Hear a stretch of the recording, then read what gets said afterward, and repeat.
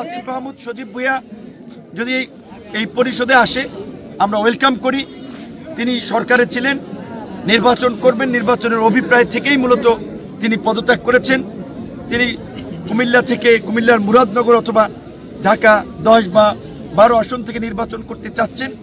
আসিফ মাহমুদ সজীব ভুঁইয়া যদি গণ অধিকার পরিষদে আসে আমরা যে আসনে তিনি নির্বাচন করতে চান সেই বিষয়ে আমরা সহযোগিতা করব। এবং শুধু আসিফ মাহমুদ নয়, এনসিপি থেকে শুরু করে বৈষম্যবিরোধী ছাত্র আন্দোলন, ছাত্র শক্তি বলেন, যুব শক্তি বলেন, নতুন যে রাজনৈতিক দল এবং তার অঙ্গ সংগঠনের নেতাকর্মীরা অনেকেরই রাজনৈতিক হাতেখড়ি কিংবা শুরুটা ছিল এই পরিষদকে ঘিরে।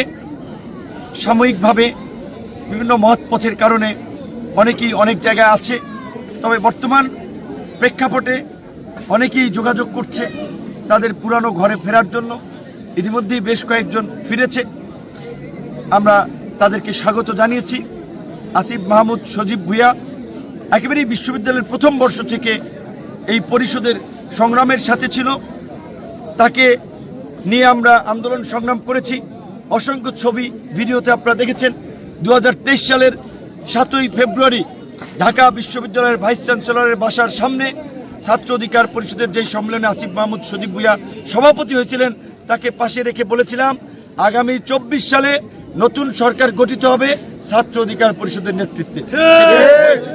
কাজী আসিফ মাহমুদ সজীব ভুঁইয়া যদি এই পরিষদে আসে আমরা ওয়েলকাম করি। তিনি সরকারে ছিলেন, নির্বাচন করবেন, নির্বাচনের অভিপ্রায় থেকেই মূলত তিনি পদত্যাগ করেছেন। তিনি কুমিল্লা থেকে কুমিল্লার মুরাদনগর অথবা ঢাকা 10 বা 12 আসন থেকে নির্বাচন করতে চাচ্ছেন।